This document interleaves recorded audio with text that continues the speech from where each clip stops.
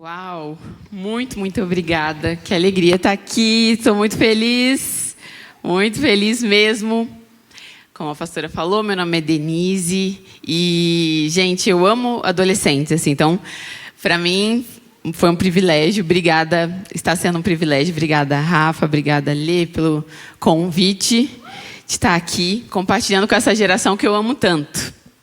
E exatamente porque eu amo essa geração, eu gosto muito de ler a respeito, né, de pesquisar a respeito, de aprender a respeito. Como a Lê falou, eu tenho a Criarum, que é uma ONG que trabalha com adolescentes de 12 a 18 anos, oferecendo cursos totalmente gratuitos na área de comunicação. E assim, eu sou fascinada por adolescentes, porque eu acho que é uma fase extremamente importante, é uma fase decisiva. Eu estava ali conversando com o Rafa e eu falei, o Matheus, e eu falei assim, Matheus, é diferente quando você prega para, né, um público adulto e tal, num culto normal, e você pregar para o adolescente, porque o adolescente ele está naquela fase que é totalmente decisiva. E que, cara, talvez o adulto, algumas coisas que a gente vai falar, ele já, ok, aquilo ele já sei, está no meu coração e beleza. Mas o adolescente, você talvez, conforme aquilo que ele ouve, ele tem a oportunidade, talvez, de mudar todo o trajeto, todo o percurso. E quando a gente fala de adolescência, a gente fala, a adolescência que está vivendo agora, no ano de 2023, nós estamos falando basicamente sobre duas gerações. A gente pega uma parte da geração Z, parte dela, né? Porque a geração Z começa ali desde 1995 até 2010. E a gente pega a geração Alfa. Pega basicamente essas duas gerações. E hoje a minha pregação ela vai ser um pouco interativa. Eu vou precisar da ajuda de vocês. Eu conto com a ajuda de vocês, porque eu vou fazer umas perguntas e eu vou contar com a sua resposta. Então, a primeira coisa que eu preciso saber, quem aqui está com acesso à internet no celular? Levanta a mão. Uma boa parte. Tá, eu vou falar aqui uma rede que a gente abriu especificamente para a gente poder interagir com vocês. Porém, você que está com acesso não pode acessar, senão a rede vai cair, porque não vai dar certo. Então, se você já tem acesso, glória a Deus pelo acesso à internet que você tem, permanece com ele. Quem não tem, vai acessar a rede Alcance a Dores. E a senha é Cola em Jesus. Boa senha, né, gente? Cola em Jesus. Tudo junto, tudo junto, tudo junto. Cola em Jesus, beleza? Enquanto eles estão acessando, eu vou explicar como que vai funcionar, tá? Então, eu vou falando aqui, vou fazer uma pergunta. São 3 perguntas ao todo. E eu vou esperar a resposta de você. Vocês não são obrigados a responder, você responde se você quiser, mas nós queremos muito que você responda, ok? A gente conta com a sua resposta. Então, vamos lá, a gente vai colocar na tela, já está na tela. Acesse o QR Code, coloque o código que está aqui, deixa eu vir para cá para todos acessarem. Vamos lá, gente, acesse o QR Code que está na tela, coloca o código, porque a gente já vai fazer a primeira pergunta. Vamos lá, rapidão.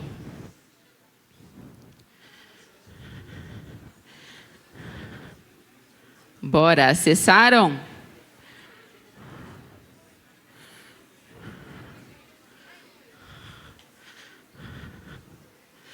Acesse, coloca o código e vamos lá.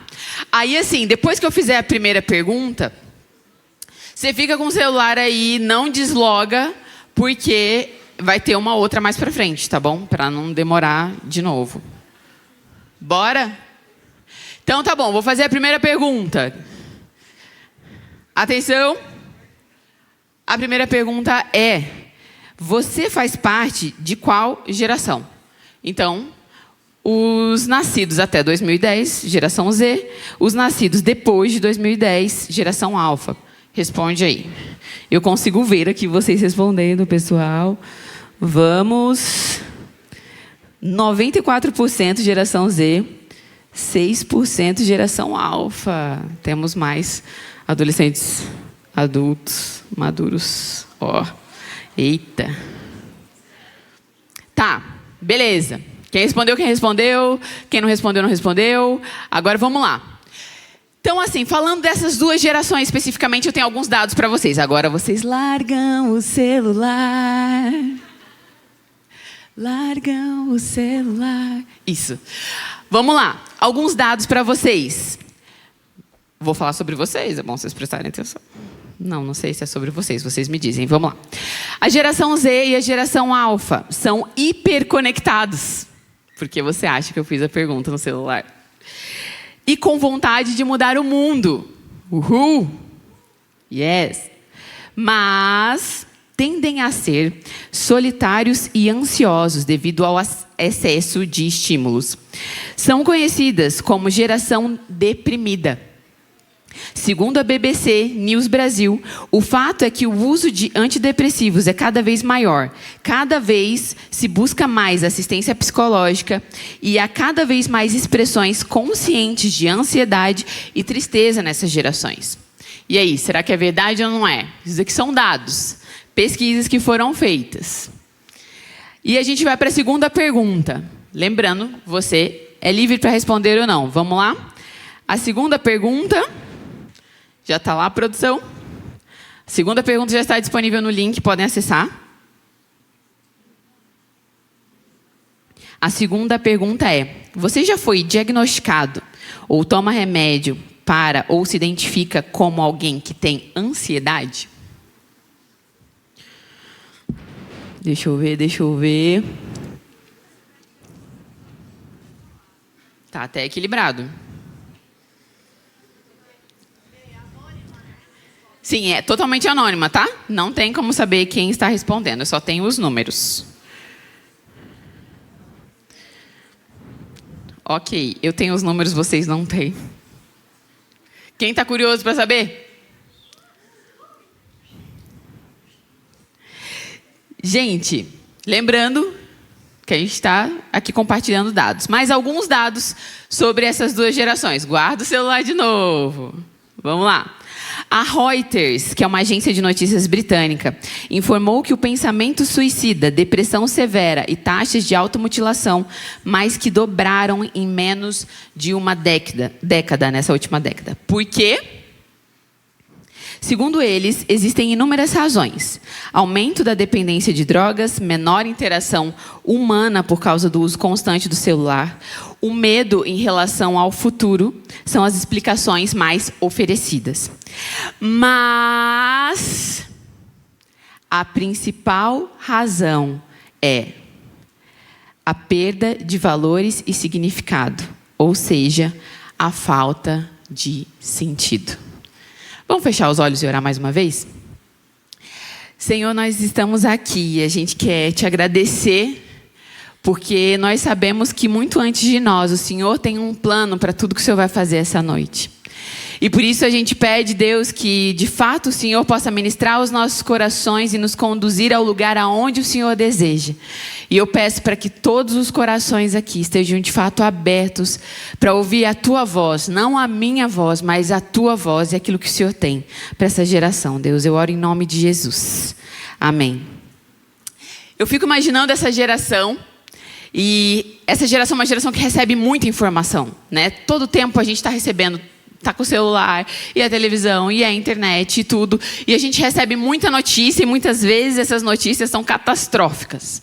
Dia após dia, a gente vê no noticiário coisas horríveis. Hoje, como a Bia orou aqui, a gente está orando por Israel, sabendo que lá está estado de alerta, e cada vez está piorando. E se você olhar para as coisas como elas estão indo, você pensa assim, cara, o negócio está degringolando, a tendência é ficar cada vez pior.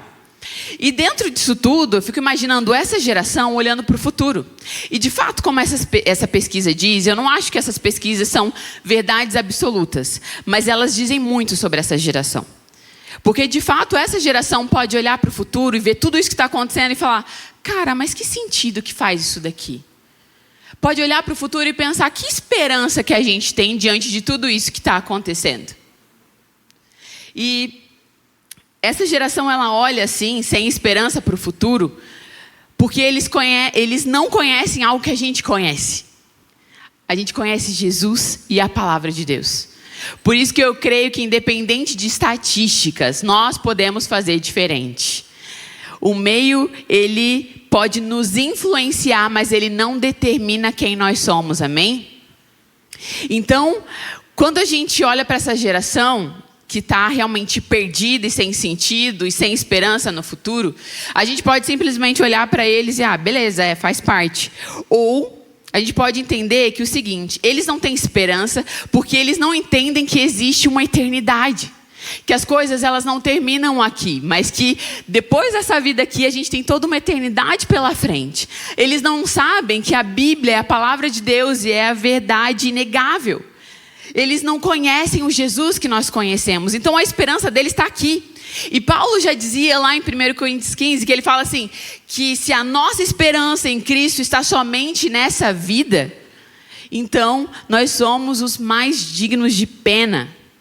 Porque se a gente for parar para pensar só aqui na nossa vida, aqui, querido, é muito pouco e é muito vazio. E realmente pode se tornar totalmente sem sentido. O que muda para a gente, conhecendo a Jesus, independente de faixa etária, independente de você fazer parte dessa geração, é você conhecer esse Jesus, é você conhecer essa verdade, é você entender que existe uma eternidade e que você não está aqui por acaso. Se as estatísticas dizem, se as pesquisas dizem que essa é uma geração sem sentido, eu creio em nome de Jesus que o Senhor está levantando aqui nesse lugar adolescentes que são resposta para essa geração. Amém? Você crê nisso? Amém? E a primeira coisa que eu queria compartilhar com vocês é a gente começar a pensar assim, Denise, você tem aí o resultado, você sabe quanto que deu a resposta do que se a gente está vivendo debaixo dessa mesma ansiedade. Então você sabe o que a gente está vivendo, você está vendo aí, o negócio não está tão tranquilo não, a gente está nesse mesmo barco. Sim, verdade. O fato de você estar aqui não te faz imune a tudo isso, mas o fato de você estar aqui, o fato de você ir numa célula, o fato de você ler a Bíblia, o fato de você dobrar os seus joelhos e você orar, mostra que você está buscando uma saída para tudo isso. Não quer dizer que você não vai passar por essas aflições, como a Rebeca falou aqui durante o louvor. Não quer dizer que a gente não vai passar por essas aflições e por esses problemas. Mas quer dizer que a gente sabe o final dessa história. E eu tenho um spoiler para você do final dessa história. Jesus venceu. Você entende isso? A gente não precisa olhar para o futuro com medo, porque o nosso Deus já está lá. Mas sabe o que acontece? Muitas vezes, mesmo conhecendo Jesus e conhecendo a palavra de Deus, a gente tem essa mesma sensação, esse mesmo sentimento de perda de valor, de significado, de sentido. Sabe por que a gente tem esse sentimento? Porque muitas vezes nós somos meros espectadores do que Deus está fazendo. O Senhor, Deus, Ele está escrevendo uma história linda na humanidade. E quando a gente lê a Bíblia, a gente vê de Gênesis ao Apocalipse o Senhor fazendo coisas incríveis. Só que entenda, se eu sei que o Espírito Santo de Deus habita dentro de mim, eu tenho plena convicção que essa história ela não termina só lá no Apocalipse, mas porque o Espírito Santo de Deus habita dentro de nós, ela continua sendo escrita diariamente na minha e na sua vida. Nós fazemos parte dessa história. Nós não somos simples espectadores que estão olhando assim, beleza, que nem você senta e assiste um filme que está passando na TV. Não, o Senhor nos chama para fazer parte dessa história. Nós não somos pessoas que estão lá no banco observando, então, beleza, vamos ver. Não, a gente está fazendo parte disso. O Senhor nos chama para escrever essa história junto com Ele, para fazer parte da história junto com Ele.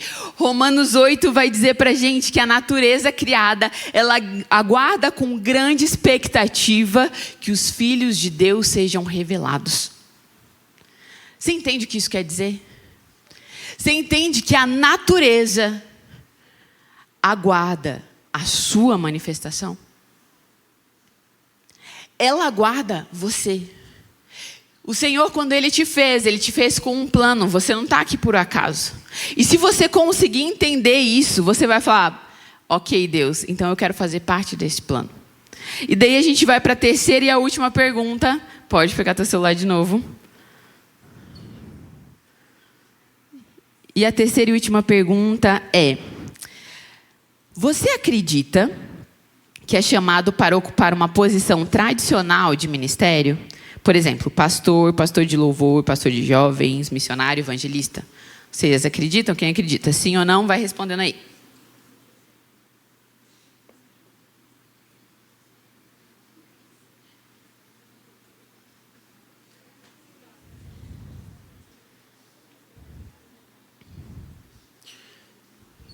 Vamos lá.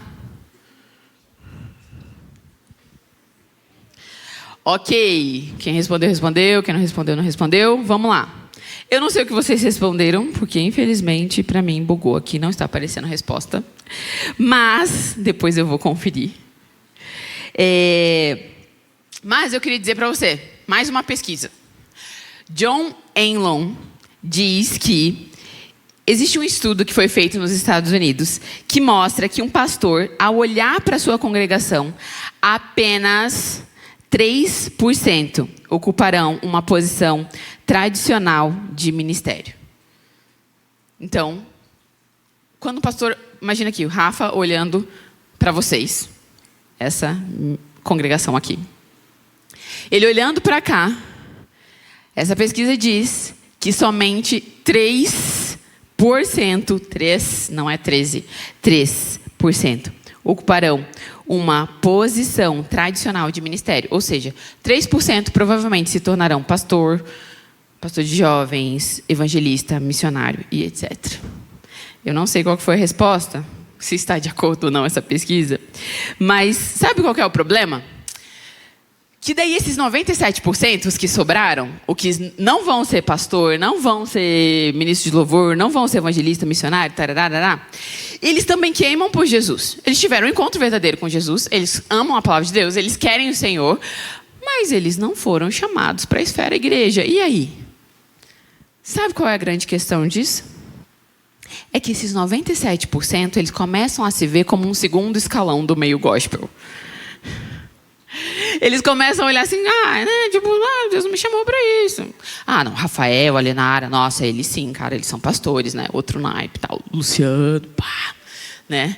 Mas aqui eu conheço Jesus, amo a palavra de Deus, mas assim, né? Não é a mesma coisa. Sabe quem é o único interessado que você pense dessa forma? O diabo. Porque se você se vê dessa forma, você vai de fato ver uma vida medíocre, uma vida qualquer, uma vida que você pensa, cara, eu passo a maior parte do meu tempo trabalhando, então, se eu nem trabalho na igreja, não tenho nada a ver com isso, então, né, é isso, tá tudo bem. Sabe o que eu vou fazer? E sabe o que daí esses 97% tendem a fazer? O meu papel é, então, orar pelos missionários e ofertar. É isso que eu faço. Né? Essa forma que eu contribuo para o Evangelho, para o avanço do reino de Deus. E, de fato, o único que está interessado nisso é o inimigo. Porque todos nós, independente da área de atuação, independente se você quer ser médico, se você quer ser enfermeiro, se você quer ser arquiteto, engenheiro, designer, qualquer coisa que você tem intenção de ser, você foi chamado para estar 100% em tempo integral. Todos nós fomos chamados para impactar. Todos nós fomos chamados para viver uma vida que faça sentido. Todos nós fomos chamados, escolhidos por Deus, para escrever essa história junto com Ele. Você acredita nisso? Amém? Se você não acredita, você vai, em nome de Jesus, sair daqui acreditando. Porque eu tenho plena convicção disso. E, querido, a gente às vezes confunde as coisas. A gente se vê como meros espectadores daquilo que Deus está fazendo. Só porque a gente não tem uma posição formal dentro da igreja. E daí que a gente perde. Porque a gente perde a influência no mundo. E sabe por que a gente vê um mundo tão caótico? Porque a gente tem um monte de crente que é cristão, mas que vive uma vida como se não fosse. Agora, se você entender que o Espírito Santo de Deus, ele habita dentro de mim, então, independente da minha área de atuação, eu sei que eu estou em tempo integral para onde eu for. O Espírito Santo de Deus, ele não está aqui com você agora no culto, e daí quando você vai trabalhar na segunda-feira, ele, ok, beleza, tchau, pode trabalhar. Não. Se ele está com você 100% do seu tempo, então por que você não pode usar aquilo que você faz para glorificar o nome dele? O Espírito Santo habita dentro de você. E ele quer usar você com as suas habilidades, com aquilo que Deus colocou sobre a sua vida, com aquilo que Deus tem para a sua vida. Ele quer usar você. Mas para a gente viver essa vontade de Deus, a gente tem que entender que os processos, eles fazem parte. E os processos, eles podem ser frustrantes muitas vezes, mas eles são necessários. Talvez se eu fizesse essa pesquisa de novo, talvez depois se você ouvir tudo isso, se eu fizesse a pesquisa aqui de novo, olha, quem acredita que tem uma posição, que vai ocupar uma posição formal dentro da igreja, talvez mudaria, não sei. Mas, o que eu acredito? Que a gente tem que estar disposto a viver a vontade de Deus, e ponto. E Deus, ele é especialista em mudar os nossos planos. E eu digo isso por experiência própria. Eu lembro, na minha adolescência, quando eu estava na fase de tentar vestibular, quem vai tentar vestibular aqui esse ano? Eu lembro nessa fase que eu ia tentar vestibular, e assim, eu tinha bem certo, eu sempre pensei assim, eu vou para uma área mais de gestão, mais de administração, era o que eu sempre queria fazer e tal. Porém, eu cresci na igreja, Porém, na minha adolescência, eu tive algumas experiências muito fortes com Deus. Muito impactantes, aquilo mexeu muito comigo. E daí eu queria viver na igreja. Eu vivia na igreja, eu estava todo tempo lá. Todo dia, tudo que era programação, eu ia. Eu estava lá sempre. E nessa época também, eu comecei a aprender violão, comecei a gostar de música. A Lenara falou, né, que nós temos uma banda, o Tudo em Todos. E eu aprendi a tocar violão na minha adolescência. Eu comecei a tocar e eu amava música. E nisso, a ministra de louvor da minha igreja, na época, era uma igreja pequenininha, ela falou assim, o que você acha de tentar vestibular para a FAP, fazer música e tal, na faculdade de artes? E assim, já estava tudo certo, eu já tinha feito minha inscrição para fazer o vestibular da Federal e tal. Meu pai já tinha deixado bem claro, tipo assim, filha, passa na Federal, tá? Então, eu estava assim, ralando para passar na Federal. E daí ela falou isso, eu fiquei, legal, mas eu não sei nada de teoria musical. Eu sabia violão assim, de tipo, eu decorei os acordes e tal, mas eu não entendia de música mesmo, nunca tinha aprendido. Aí ela, não, eu super te ensino, vem na minha casa e tal. Então eu saía sempre da escola, ia lá para casa dela e comecei, todo dia. Vou aprender música. E tal, beleza. Nisso, chegou a época do vestibular, da FAP. E eu só queria música. Eu lembro da minha mãe falar para mim assim, Denise, eu só vejo você na igreja. Só vejo você com esse violão. Minha filha, você não vai passar na Federal. Aí eu, não, mãe, tranquilo, pode deixar. Denise, você não vai. Tal. Se você passar, eu te deixo 1 ano sem arrumar a casa. Encontrei a minha motivação que eu precisava. Mas daí eu falei assim, não, mãe, pode deixar, fica tranquilo. Se eu não passar na Federal, vou passar na FAP, uma das duas eu vou passar. Só que a minha professora de música, ela falou para mim assim, Denise, eu já vou te avisando que quem faz essa faculdade, são pessoas que estudam há muitos anos música, elas sabem muito e tal. Então, assim, são 2 fases. A primeira é a fase prática e teórica de música, que é bem difícil. Nessa fase, eles eliminam 80% dos candidatos. Então, assim, não se empolga muito, porque provavelmente você vai reprovar, porque você não estuda faz tempo. Porque, realmente, eu só comecei a estudar há alguns meses e tal. Deu, não, tudo bem, assim, mas, gente, eu era dedicada. Me esforcei ali. E fui. No dia do vestibular, eu lembro que, cara, é que assim, se você entende de música, tipo, cifra é uma letrinha que você vê. C, aí é um acorde. D é outro acorde. Teoria musical, você aprender música, você tinha que ler partitura, aquela pauta, aquelas bolinhas, semínima, mínima, coche. Você ficava assim, cara, que viagem é essa? E daí, mas eu fui lá, me esforcei. Eu lembro que eu tinha que tocar 2 peças no violão. Em uma das peças, eu tinha que desafinar uma das cordas de ouvido. Quem toca violão que sabe que quem não tem ouvido absoluto, isso é muito difícil. E daí eu assim, ó, cara, tá bom, toquei as duas peças, aquelas peças tipo... Toquei. Fiz uma prova de teoria musical com 3 páginas e tal. E eu saí tipo assim, cara, pois é, pelo menos tentei. Passou um tempo, saiu o resultado do vestibular. E adivinhem o que aconteceu? Eu passei. Uhul! Eu fiquei tipo, uhul!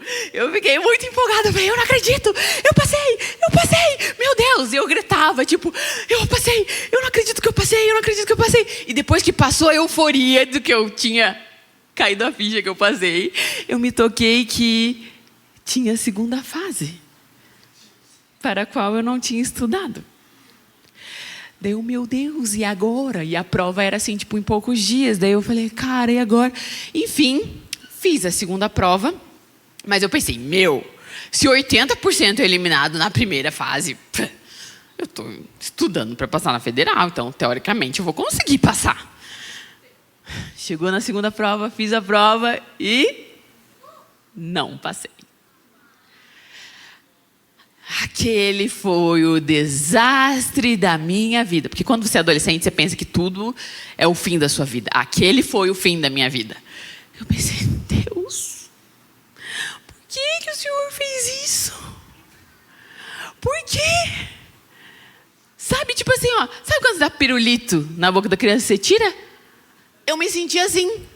Porque se eu tivesse passado na fase em que 80%, se eu tivesse reprovado, na fase em que 80% era reprovado, cara, eu ia me sentir assim, ok, né, faz parte, me dediquei, mas beleza, o importante é competir.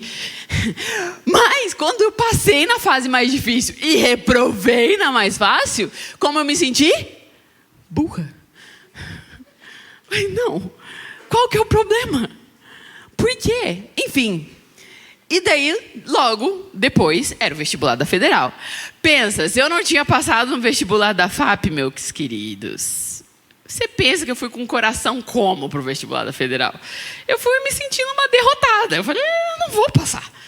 E eu lembro que eu estava tão desanimada que eu lembro que eu era a primeira a terminar a prova. Sempre. Porque eu só olhava a prova. E tal. Terminei a prova, enfim. Estava tão animada para saber o resultado, que daí a gente foi viajar em família, fomos para a praia e tal. E voltei uma semana depois que o resultado da Federal tinha saído. Voltei. Passo na portaria do meu prédio. E meu porteiro vira para mim e fala assim, Denise, semana passada veio um pessoal aqui, todo sujo de lama, te procurar. Eu morava na frente da reitoria. Daí eu... meus amigos devem ter passado no vestibular, que legal. Vou lá falar com eles. E daí cheguei em casa e tal, e fui, né? Tipo, e aí, parabéns, passou. Eles, parabéns, deu. Pelo quê? Parabéns, você passou também. Aí eu, não, dele, sim, você passou. E eu, cara, eu não consegui nem comemorar. Eu fiquei, o que será que Deus está fazendo? Tipo assim, eu tinha estudado, tudo bem, mas aquilo que eu comecei a querer, daí Deus não queria. E eu não entendi nada. Enfim, entrei na Federal, eu me formei em Gestão da Informação na Federal, que é Sociais Aplicadas, totalmente diferente de música, nada artístico. E durante aqueles 4 anos na faculdade, eu me descobri. Quem convive comigo sabe que eu sou uma pessoa assim, gente, eu sou totalmente processos, eu sou totalmente organização, eu sou assim, planejamento, isso, aquilo e tal. É isso que eu gosto, é isso que eu faço. E não foi porque eu entrei na faculdade, é que era algo que estava dentro de mim e eu só não sabia. A faculdade só me ajudou a descobrir isso. E daí eu olho para a minha vida hoje, né? E como a Lê falou, Deus tem feito grandes coisas. Lá atrás, em 2014, eu abri a Criaram, que é essa organização sem fins lucrativos que atende adolescentes. Ano que vem a gente está completando 10 anos. E eu fico pensando, cara, será que se eu tivesse feito música, será que eu teria o mesmo conhecimento, talvez, de gestão para abrir uma empresa, uma organização sem fins lucrativos? Será? Não sei. Depois, em 2018, eu e alguns adolescentes dessa casa, a gente se juntou para escrever o Intencionais. Quem aqui conhece o Intencionais, o livro? Bastante gente até. 365 meditações diárias para jovens e adolescentes. A gente escreveu esse livro lá em 2018. Eu fui a organizadora. Eles que escreveram, na verdade. E, cara, hoje eu nem sei quantas mil cópias tem vendidas desse livro por aí. Depois, aqui hoje, quando eu vejo, eu sou responsável, como a pastora Lê falou, sou responsável pela equipe criativa de operações. Então, a gente faz a gestão de todos os eventos, de todos os cultos e do voluntariado aqui da Alcance, que é bastante coisa. E eu fico pensando, cara, será que talvez se eu tivesse feito música, eu teria me desenvolvido nas áreas em que eu desenvolvi? Será que se eu tivesse feito aquilo que eu queria fazer, que aquilo que eu achava, que tipo, nossa, é isso, eu já sei o que eu quero. Será que hoje eu estaria vivendo o que eu estou vivendo? Mas aí você pode pensar, tá, Denise, mas e a música? Pô, você gostava tanto. Quer dizer que foi pro lixo? Você descartou? Não. Durante muitos anos eu fiz parte do louvor aqui da casa. Eu amo escrever, amo compor músicas. Recentemente cantei uma música com a Alissa no CD dela, que está ali no álbum, né, gente? Não tem mais CD. No álbum da Alissa, teve uma das músicas que eu tive a oportunidade de cantar com ela, da Alissa Subirá. Lá atrás, quando eu fui abrir a Criaram, eu tinha que levantar recursos, porque empresa sem fins lucrativos, você não tem dinheiro. Então, eu gravei um CD com músicas autorais, e com a venda desse CD que eu consegui comprar, que eu consegui abrir a Criaram. Então, a música ela faz parte da minha vida. E, inclusive, tem uma música... Eu queria ter perguntado para o Condo antes se ele já tocou essa música aqui. Mas tem uma música que eu compus na minha adolescência e que foi para o CD. E eu lembro que alguma vez o Condo já tocou. Ou ia tocar, alguma coisa assim. E essa música, ela diz basicamente assim... Sem reformas vem, quebra tudo e faz de novo. Tudo novo se fez. De um casebre um palácio fez no terreno do meu coração. E quando eu penso na letra dessa música, eu me lembro do dia em que eu reprovei no vestibular. Porque eu estava chorando. E eu falei assim, Deus, por que o Senhor fez isso?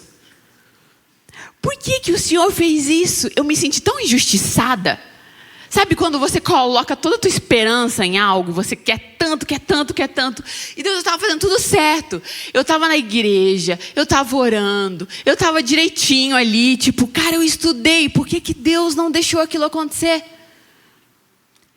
E depois que eu chorei,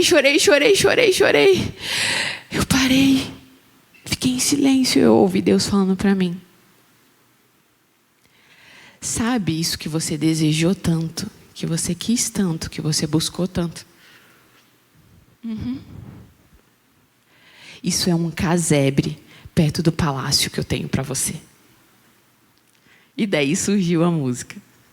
De um casebre, um palácio fez no terreno do meu coração.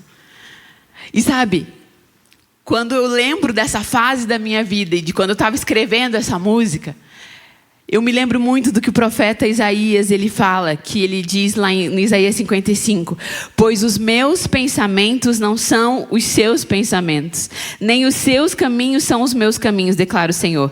Assim como os céus são mais altos do que a terra, também os meus caminhos são mais altos do que os seus caminhos, e os meus pensamentos mais altos que os seus pensamentos. Os processos, eles não são fáceis e às vezes eles são mega frustrantes. Mas os processos são necessários para nós vivermos o propósito de Deus. E se você deseja viver o propósito de Deus, esteja disposto a passar pelos processos, ainda que eles doam. E Por último, a gente entendeu que nós não somos meros espectadores, nós entendemos que os processos, eles fazem parte. E por último, você pode pensar, tá, entendi, mas e aí? Eu sou chamado para quê? Qual que é meu chamado? Qual que é a minha vocação? O que Deus tem para mim? E eu lembro uma vez que eu vi uma ilustração, que era a ilustração de um grande monte. E daí no texto falava sobre isso, de que o nosso propósito é como uma grande montanha. Teve alguém aqui que já escalou montanha? Até que bastante, muito bom. Quando você vai escalar uma montanha, pensa que você está no pé da montanha. Você chegou no pé da montanha, a pergunta é, você consegue enxergar toda a montanha? Quem já escalou, responde para mim. Você está no pé da montanha, você consegue enxergar toda ela, todos os lados dela? Não. Da mesma forma é o nosso propósito. O nosso propósito, ele é como uma grande montanha. E a gente nunca vai conseguir ver todos os lados. Sabe quem vê todos os lados? Deus, porque Ele está olhando, falando assim, ó, eu estou vendo essa montanha. Eu consigo enxergar. Você que está ali no pé da montanha, você não consegue. Mas eu consigo. Então, o nosso propósito, às vezes a gente fica numa neura de, ai, qual que é o meu propósito? Mas a gente nunca vai conseguir ter a visão absoluta dele. A gente consegue ver parte dele. E a parte em que nós conseguimos enxergar desse propósito, o pico mais alto da montanha que eu consigo ver, essa é a visão. Sabe aquele negócio, visão, missão e tal? Então, a visão nada mais é do que o ponto mais alto que você vai enxergar dessa montanha. E nesse ponto mais alto, que é onde você enxerga e você fala, putz, eu quero chegar lá. Nesse ponto mais alto, entra aí o chamado. E o que é o nosso chamado? O chamado nada mais é do que uma convocação para nós cristãos. É uma convocação verbal de Cristo, uma convocação de Cristo para uma determinada finalidade. É como se Jesus, é como se o Senhor Deus, Ele consegue ver toda a montanha, certo? Mas é como se nesse lugar que você consegue ver, que é a sua visão, Jesus estivesse lá e dissesse assim, ó, vem. A visão é isso. E o nosso chamado é esse vem de Jesus. É esse vem para cá. Mas para chegar lá, você tem missões. O que são as missões? Quem aqui já escalou já sabe. Cara, se você nunca escalou uma montanha, você chega lá, chegou lá, pá, não sei o quê, bora, vamos subir? Não. Você para, você olha, você calcula qual que é o melhor caminho, para onde eu vou, onde que é menos íngreme, qual que é o caminho mais seguro. Você calcula. E a própria Bíblia diz, quem é aquele que vai construir uma torre e que antes não senta e não calcula para que ele não comece e daí não consiga terminar e daí as pessoas comecem a rir dele. Da mesma forma, são as missões que a gente tem que fazer. As missões é como tarefas que a gente tem que passar para chegar em cima. E o que são os processos? Os processos são as ações necessárias. Porque o processo, quando você está subindo a montanha, e você está lá subindo, subindo, subindo, e de repente te dá sede. E porque te deu sede, se você continuar querendo subir e não parar para tomar uma água, você pode até desidratar, então você tem que parar. O processo é isso, o processo te faz parar. O processo é talvez quando acontece alguma coisa que muda o clima, é você ter que talvez se esconder, você procurar um abrigo e você ter que esperar. O processo, ele te faz esperar. O processo é talvez aquela jaqueta que você colocou para você se proteger, mas que ao mesmo tempo, enquanto você sobe, vai ficando quente. E daí chega um momento que você tem que tirar, porque senão você vai começar a suar e vai te dar calor, e você tem que tirar. E os processos são assim, tem muitas coisas que a gente vai ter que tirar. Às vezes nós temos que tirar coisas, às vezes nós temos que tirar pessoas. Mas se você quer viver o processo, você tem que. Se você quer viver o propósito, você tem que aprender a viver o processo. Tá, mas entendi. Mas e aí, qual que é a minha vocação? Como que eu descubro? Essa é a pergunta que não quer calar. E quando eu falei com o Rafa e com a Alê sobre essa questão do que Deus estava falando comigo sobre vocação, eu é algo que Deus tem falado comigo já há algum tempo, que eu fiquei assim, ó. Deus, por que será que essa geração tem essa pira tão grande com vocação? Do tipo assim, cara, no dia que eu descobri meu chamado, daí tudo vai se resolver. No dia que eu descobri meu chamado, daí eu vou ser feliz. Nossa, no dia que eu souber minha vocação, daí eu vou me sentir completo. Eu aposto que nenhum de vocês nunca pensou isso. Aposto que nenhum de vocês nunca ficou assim, Deus, por que eu existo? A pergunta filosófica, por que eu existo? Por que eu estou aqui? Quem sou eu?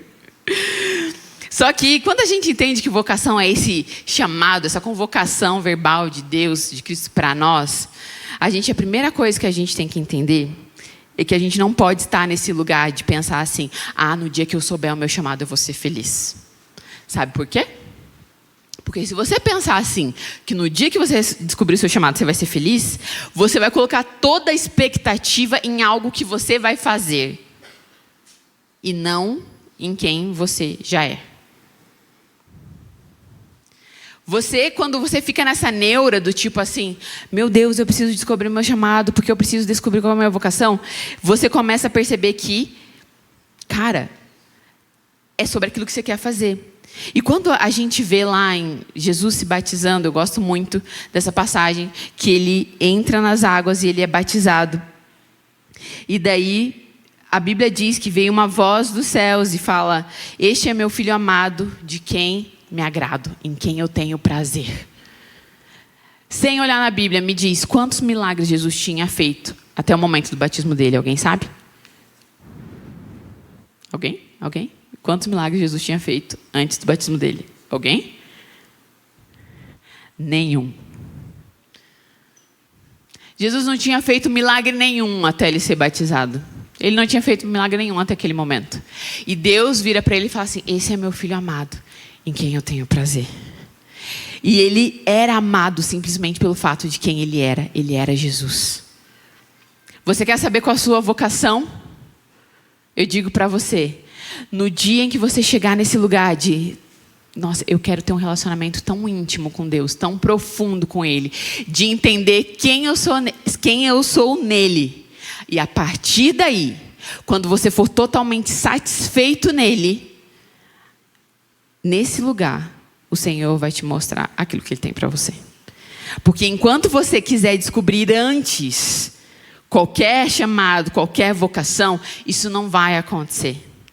Porque o Deus, Ele nos chama para um relacionamento com Ele. O único lugar de plena satisfação e realização do ser humano é na própria relação com Deus. Se você sair daqui lembrando só disso, vale a pena. O único lugar da plena realização e satisfação do ser humano é na própria relação com Deus. Quando Deus olha para Jesus e fala, esse é meu filho amado, é só sobre quem ele era. Ele não tinha feito nada. Jesus, ele olha para a gente e fala assim, você é meu filho amado, em quem eu tenho prazer.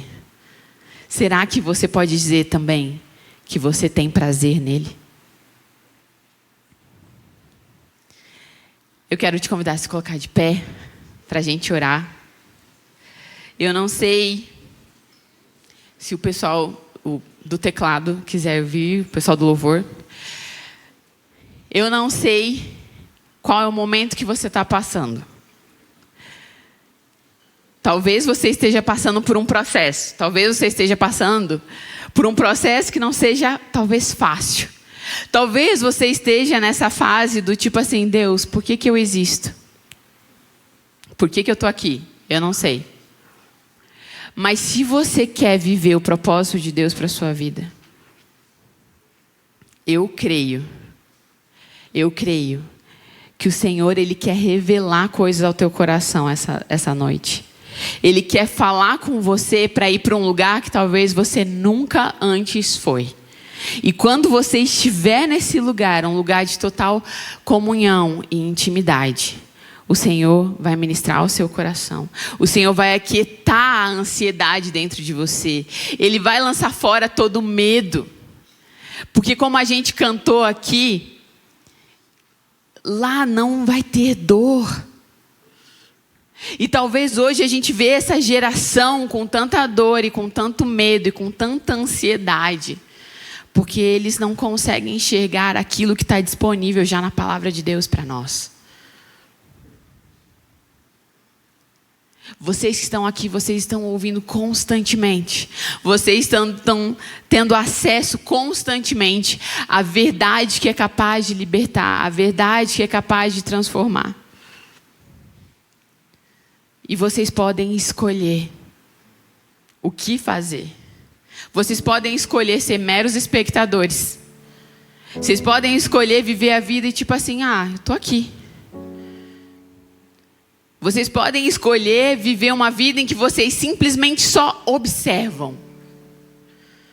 Ou vocês podem escolher hoje, Deus, eu quero fazer parte do que o Senhor está fazendo.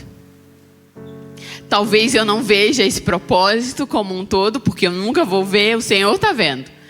Mas daquilo que eu consigo enxergar, eu quero te ouvir me dizendo, vem. Do ponto mais alto que eu consigo ver, eu quero ouvir a tua voz dizendo, vem. Mas eu só vou conseguir discernir qual é a tua voz no dia que eu estiver nesse lugar de intimidade contigo. A única coisa que é mais importante, antes de você saber o que você vai fazer e qual tarefa você vai ter, é você entender quem você é em Deus e quem Ele é. Quem Ele é e quem você é nele. E nesse lugar, o Senhor se revelará cada vez mais a você. Porque a revelação dele é progressiva. E Ele é abundante, Ele é infinito e Ele sempre tem mais. Eu não sei o que pode estar perturbando o seu coração. Mas eu quero te convidar, se você hoje entende assim, Deus, eu quero nesse lugar. Eu quero corresponder, eu quero viver o teu propósito para mim. Eu não quero viver aquilo que eu quero. Eu não quero viver o casebre, eu quero viver o palácio. Eu não quero viver a minha vontade, eu quero viver a sua. Eu não quero simplesmente viver por viver, mas eu escolho viver algo maior do que eu mesma. Eu chego num lugar de confiança, mesmo que eu não enxergue tudo. Eu quero estar nesse lugar em que eu simplesmente confio no Senhor. Se você quer viver isso, eu quero te convidar. Sai do seu lugar, vem aqui na frente, a gente quer orar por você. Se é o desejo do seu coração, sai do teu lugar, sai rápido do teu lugar e vem pra cá.